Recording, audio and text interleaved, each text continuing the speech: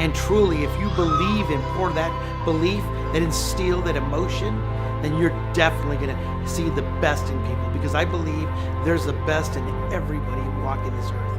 And I believe I can pour into them and water them, God will give the increase. Rise and grind. That's what I say. It's 4:30. Got done editing the video around 12 o'clock. And then woke up at 3:50 naturally and just went at it. Went at getting ready for the day, getting ready for Arizona, getting ready for church. Going right now to get everything set up. So just got the church, ghost town. Arriving early to just clean up some wires, make it look good on stage, and then get every room set up for the day. Junior high room downstairs, high school room upstairs, and just get them all looking tip-top shape. Yeah, it's kind of cool, bro.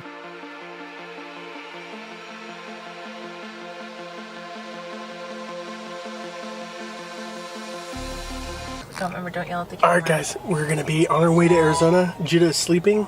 Here we go. You know, sometimes I love driving out here to AZ because this is an adventure for me, you know. I'm really adventurous at heart, and even taking a little trip like this really gets my blood flowing, gets me just out of my comfort zone and say, let's do this. It was actually really surprising this trip because usually I'm the one who's always like, let's go, let's go, let's go.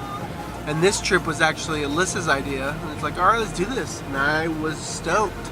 At least my niece, she's in the back taking care of Judah. Really blessed by that because he would have been he just cries sometimes, which I understand. He's in a car seat for 6 hours.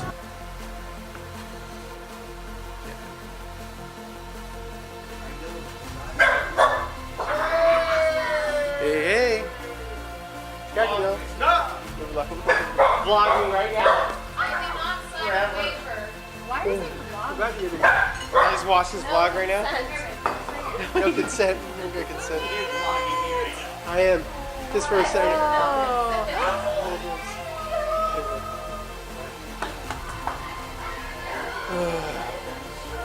Hey.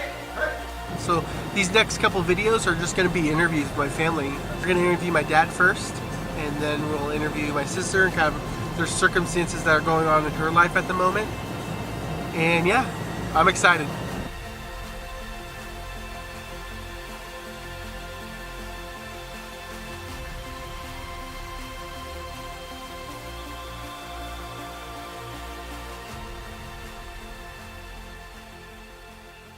So Dad, we're here, you know, we're with our daily vlog and you're going to be kind of a part of that. Very exciting, very exciting. I'm excited to have you, kind of get to people to know you and who you are.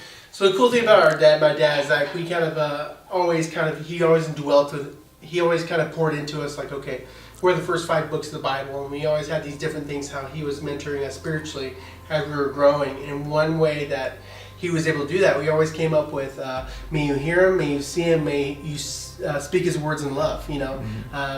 Tell me a little bit about that. How did you come up with that? You know, that's our kind of like every time we get off the phone or something like that, we always say, may you hear him, may you see him, may you speak his word in love. In the book of Timothy, he talks about, you know, to honor those traditions.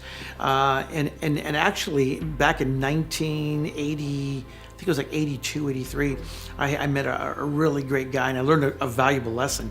But he came to me, and he was the only one right before my baptism. He gave me this candle, and it was beautiful, and he described when I was going to get baptized. And he said that he had a tradition that he told his children when he went to bed, and he would say, may you really hear him, may you see him, may you speak his words in love. And I thought about that for a minute, and I thought, here is a guy that I was judging, and at the same time God was teaching me that he loves all of us, and I could take that tradition from him and share it with my children. That's something that I've done this since, you know, your brothers were, you know, which is older than you, and your sister who's older than you, before I sent him to bed. But then I actually added, may you hear him, may you see him, may you speak his words in love. Maranatha means Lord, come quickly. We used to say shalom, you know, means hello and goodbye. And we used to do that every single night because it was our way to say, until I see you again. What has been your biggest struggle this year? My biggest struggle, I have to tell you, is professionally, and I'll tell you personally. Professionally, it was taking on a new venture that really I didn't know much about, and I worked very, very hard to quickly catch up because it was a growing, booming opportunity. But it was struggle. I had to lead people at the same time learn process, and so that was a struggle financially. Financial professionally. But personally, I would say being away from my family for 10 months, I was away from my family, and it was really, really a struggle for me. I mean, I had some dark moments where this year I got diabetes too, and that was really tough for me. I had health issues that I never had before.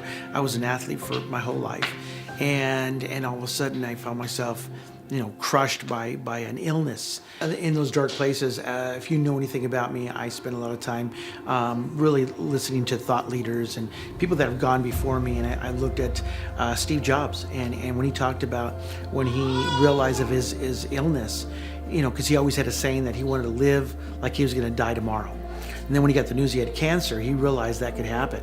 And for me, when I got that news, because I actually went to the emergency, by the grace of God, I went down and my blood level of sugars was like 490. And the doctor told me I could either be in toxic shock or diabetes shock, or I could have died. And it really put things in perspective. I said, here I am grinding, I'm hammering, and all for what? If I was to leave today, what state would I be in for my family, for my community, for my grandchildren? And it really started to make me think what I really was chasing. And that thing really put things in perspective. And I started saying, and I wanted to lead more, I wanted to rest more, I wanted to be more kinder to my body, more kinder to my time, because it's so limited.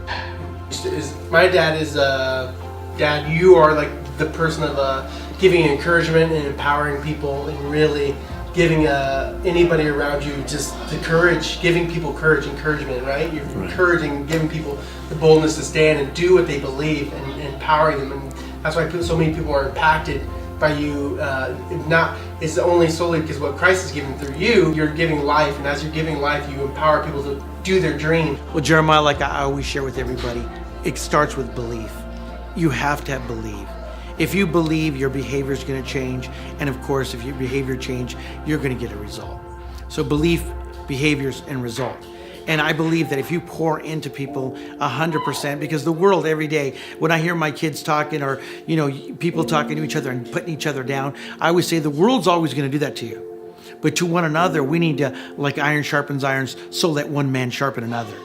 And truly, if you believe and pour that belief, that instill that emotion, then you're definitely going to see the best in people, because I believe there's the best in everybody walking this earth.